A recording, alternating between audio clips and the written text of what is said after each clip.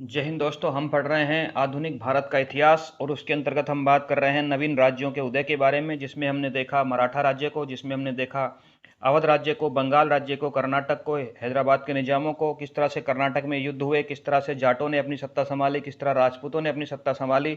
और उसी क्रम में आज हम मैसूर राज्य के बारे में बात करेंगे। मैसूर राज्य का उदय किस तरह से हुआ, मैसूर राज्य में हैदर अली किस तरह से आए, और हैदर अली का अंग्रेजों के साथ जो संघर्ष हुआ आंग्ल मैसूर युद्ध में, उस युद्धों के विषय में भी बात करेंगे। आज की वीडियो में हम केवल प्रथम युद्ध के बारे में बात करेंगे। तो चलिए हम चलते हैं आंग्ल मैसूर युद्ध प्रथम, जो हैदर अली ने अंग्रेजों के खिलाफ लड़ा था 1767 से 1769 में।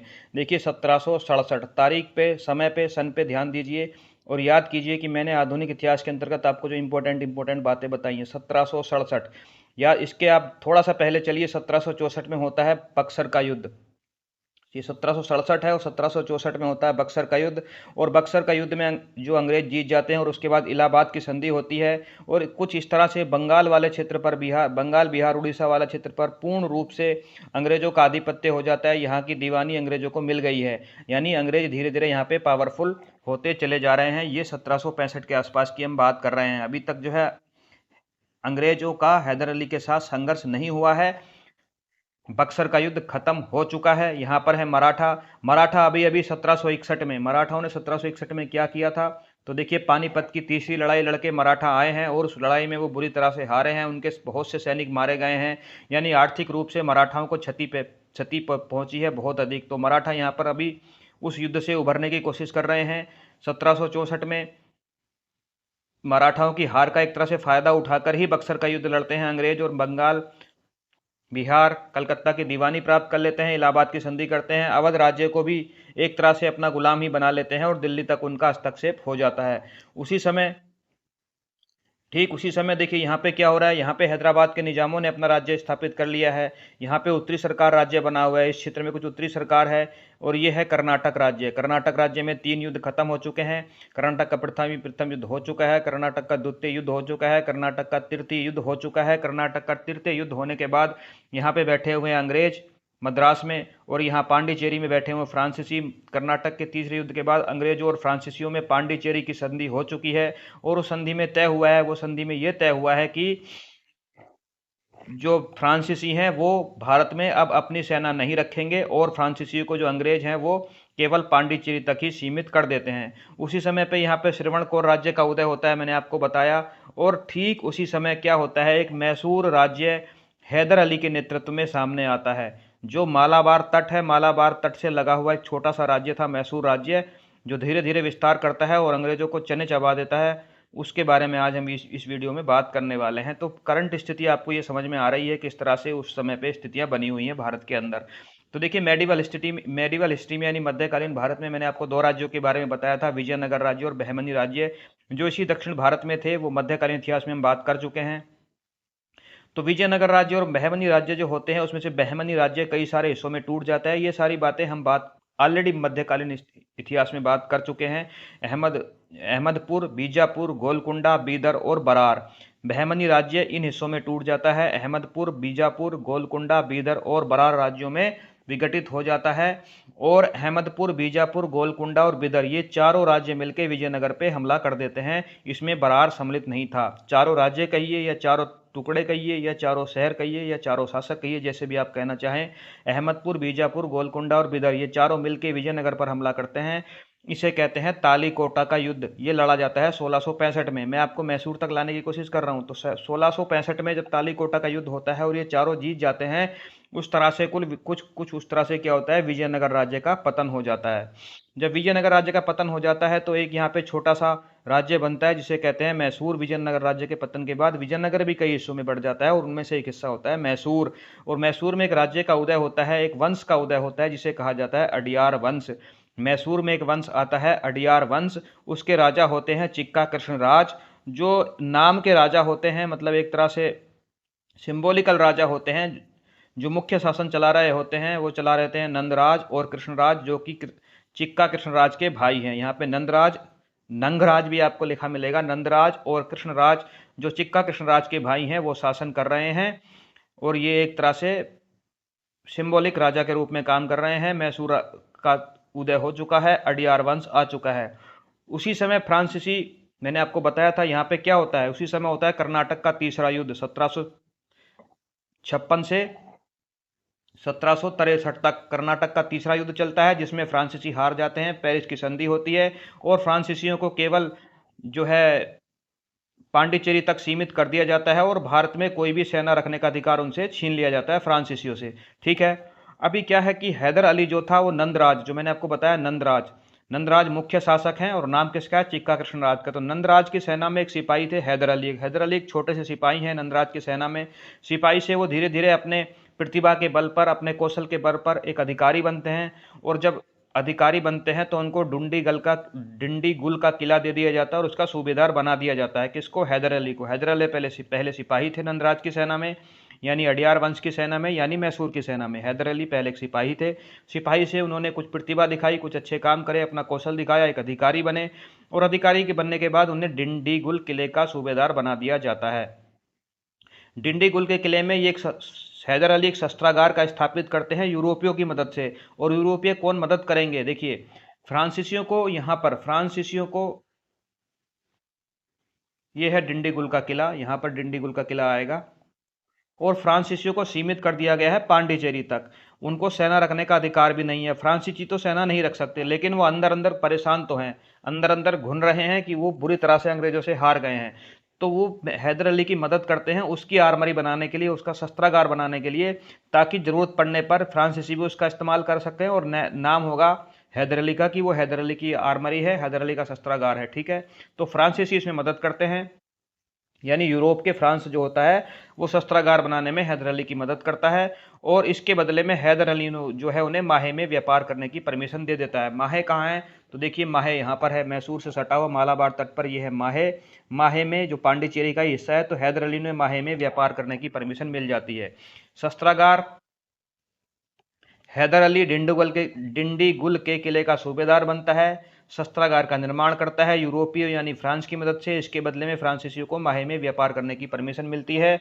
और उसके बाद क्या होता है, 1761 ईस्वी आते आते 1761 वही है जब मराठे पानीपत का तीसरा युद्ध लड़ रहे हैं, यानी मराठे इस समय दक्षिण में नहीं देख रहे हैं, पानीपत के तीसरे युद्ध में बिजी हैं। उसी समय जो है हैदर अली मौका पाकर नंदराज को गद्दी से हटा देता है, यानी चिक्का कृष्णराज को गद्दी से हटा देता है और मैसूर का शासक बन जाता है। कौन, हैदर अली। 1761 में जब पानीपत का युद्ध चल रहा है उस समय जो है हैदर अली मैसूर का शासक बन जाता है और मैसूर का शासक बनने के बाद ये अपने राज्य को विस्तार करने की सोचता है। विस्तार करेगा कैसे, विस्तार जब ये करने की सोचता है तो देखिए इसके आसपास में कौन है।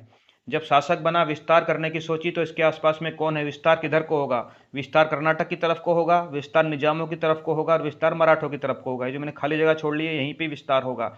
विस्तार किधर किया जाएगा, कर्नाटक की तरफ जहां अंग्रेज हैं, हैदराबाद की तरफ जहां निजाम है, या मराठाओं की तरफ, ठीक है, जहां मराठे बैठे हुए हैं। तो मराठे बन जाते हैं दुश्मन। वो क्यों चाहेंगे कि कोई दूसरा शासक उनके राज्य में आके विस्तार करे। तो इस तरह से मराठों की, निजामों की और अंग्रेज एक पार्टी में चले जाते हैं और मैसूर का शासक हैदर अली जो है दूसरी पार्टी में चला जाता है। चलिए हम इस कहानी को आगे बढ़ाते हैं। 1761 में मराठे पानीपत का तीसरा युद्ध हार चुके हैं और हारने के बाद उनको बहुत अधिक क्षति हुई है, बहुत अधिक पैसे की आवश्यकता है। तो जब ये बात मैसूर में बैठे हुए हैदर अली को पता चलती है कि भाई हमारे ऊपर ये तीनों मिलके कौन, मराठे निजाम और अंग्रेज मिलके मैसूर के ऊपर हमला कर सकते हैं, क्योंकि हैदर अली अपने राज्य को बढ़ा रहा है। ये बात पता चल जाती है हैदर अली को। अब देखिए मराठाओं को अंग्रेज क्या लालच देते हैं अपने साथ मिलाने के लिए। मराठाओं से बोलते हैं कि देखिए भैया आप पानीपत का तीसरा युद्ध अभी अभी हारे हैं, आपको बहुत बड़ा धक्का लगा है, आपको पैसों की जरूरत है, तो चलिए हैदर अली को हराते हैं, हम आपको पैसा देंगे। और निजाम जो है उनका राज्य छोटा हो चुका है, तो अंग्रेज निजामों से बोलते हैं हम आपको क्षेत्र देंगे, यानी मराठों को देंगे पैसे, निजाम को देंगे क्षेत्र। और चलिए अंग्रेज क्या कहते हैं, तीनों पार्टी को एक साथ मिलाते हैं और मैसूर पर हमले का प्लान बनाते हैं। लेकिन ये बात मैसूर में बैठे हुए हैदर अली को पता चल जाती है, क्योंकि हैदर अली बहुत अधिक दूरदर्शी था। तो हैदर अली को हमले की आहट हो जाती है और हैदर अली मराठों से बोलता है कि आपको क्या चाहिए, पैसा चाहिए, ठीक है आपको पैसा मैं दूंगा, आप मेरे साथ रहिए। और निजामों से बोलता है कि भाई आपको क्षेत्र भी मैं दूंगा, आप जाके अंग्रेजों से मत मिलिए। मराठों से बोलता है आपको पैसा चाहिए, मैं दूंगा। निजाम से बोलता है आपको क्षेत्र चाहिए, मैं दूंगा। और इस तरह से अंग्रेजों की, निजामों की और मराठों की गुटबंदी को हैदर अली तोड़ देता है और हैदर अली का मैसूर में युद्ध होता है अंग्रेजों के साथ। मैसूर के हैदर अली का अंग्रेजों के साथ युद्ध होता है। इसमें कौन कौन है हैदर अली के साथ? हैदर अली के साथ बैकडोर से मराठे और निजाम हैं। शुरू शुरू में इस युद्ध में अंग्रेज जो है भारी पड़ते हैं मैसूर यानी हैदर अली के ऊपर। तो निजामों को पता चलता है कि भाई हैदर अली तो हारने लगा, तो निजाम क्या है अपनी पाला बदल लेते हैं कि जब ये हार जाएगा तो क्षेत्र कहाँ से देगा, जब हार ही जाएगा तो क्षेत्र कैसे मिलेगा, हार जाएगा। तो निजाम युद्ध के बीच में ही अपना पाला बदल के अंग्रेजों के साथ मिल जाते हैं। तो एक तरफ है मैसूर यानी हैदर अली और मराठा, और दूसरी तरफ है अंग्रेज और बैकडोर से निजाम। युद्ध चलता है 1767 से लेकर 1769 तक। शुरू शुरू में हैदर अली हारता है और बाद में आकाट पर हैदर अली का कब्जा हो जाता है। आकाट मतलब बार बार मैं आपको बता रहा हूँ कर्नाटक राज्य की स्थापना हुई, कर्नाटक राज्य की राजधानी थी आकाट। आकाट पर हैदर अली कब्जा कर लेता है और मद्रास पर भी हैदर अली कब्जा कर देता है, और एक तरह से कहते हैं ना बिहारी लैंग्वेज में भोजपुरी में कि धूल उड़ा देता है, गर्दा उड़ा देता है। बहुत जबरदस्त हार होती है अंग्रेजों की। अंग्रेजों का पूरा सफाया कर दिया जाता है कर्नाटक से, अकाट से, मद्रास से, पूरी तरह से हैदर अली अंग्रेजों का सफाया कर देता है, धूल उड़ा देता है अंग्रेजों की। इतनी बुरी तरह से हारते हैं अंग्रेज, उनको बिल्कुल उम्मीद नहीं थी कि उनके साथ ऐसा हो जाएगा। उनको मुँह खानी पड़ती है, जब अंग्रेजों को मुँह खानी पड़ती है तो वो करेंगे संधि।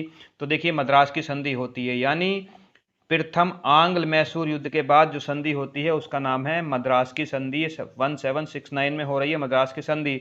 संधि में क्या किया जाता है, क्षेत्र वापस कर दिए जाते हैं अंग्रेजों को। देखिए अगर अंग्रेज किसी तरह से हैदर अली का थोड़ा भी क्षेत्र जीते होते तो वो कभी वापस नहीं करते।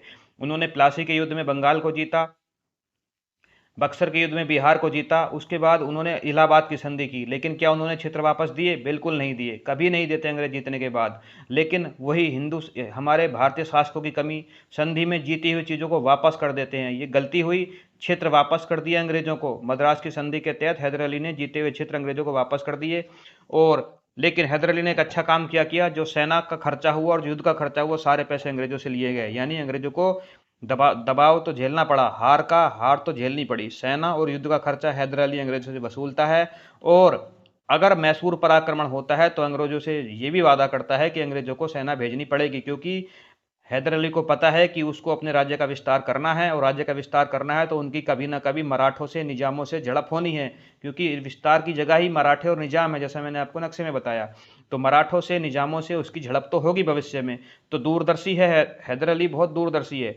वो इसी संधि में अंग्रेजों से ये वादा भी लेता है, ये शर्त भी रखता है कि अगर भविष्य में मैसूर पर आक्रमण हुआ तो अंग्रेजों को अपनी जो है सेना हैदर अली की मदद के लिए यानी मैसूर की मदद के लिए भेजनी पड़ेगी। तो मद्रास की संधि प्रथम आंग्ल मैसूर युद्ध के खत्म होने के बाद 1769 में होती है।